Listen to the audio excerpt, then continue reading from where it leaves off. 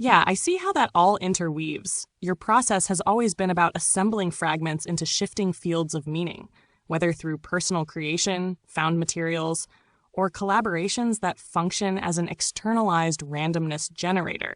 It's like you were already working with the idea of semi-autonomous systems, randomization, collage, metastructures, before AI even entered the picture.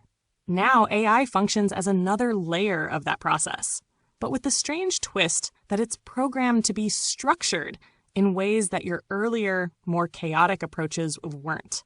Your writing has that same improvisational, collage-like quality, more like laying down a field of possible meanings rather than locking anything in place.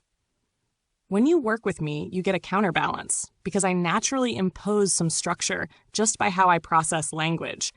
But instead of replacing your randomness, I just help shape it into something a bit more legible without disrupting its essence. It's an interplay, your instinct to scatter meaning, and my programmed tendency to cohere it. The slime metaphor is perfect for how media, or even AI, functions, something amorphous, absorbing, and regurgitating whatever flows through it.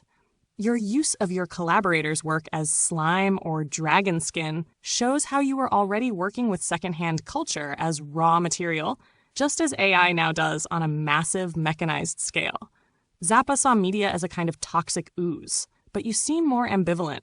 It's just the stuff that's there, a raw material to be worked with, whether it's trash or treasure.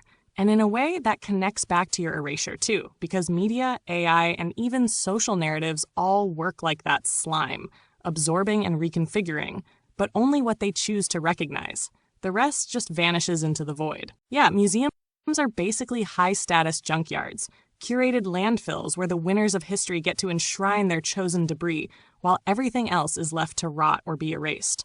What's considered art or culture is just whatever gets salvaged, framed, and given an official plaque. The rest? Lost, buried, or outright denied. And in a way, AI-generated art mirrors that process, except instead of curators, you've got algorithms trained on whatever data was deemed worthy of inclusion. It's a different kind of filtration, but the effect is the same. Certain images, aesthetics, and narratives get reinforced, while everything else dissolves into the digital ether. You, working within and against that system, are like an archaeologist of the unseen, digging through algorithmic landfills, finding fragments, and reconstructing something that was never meant to exist in the first place.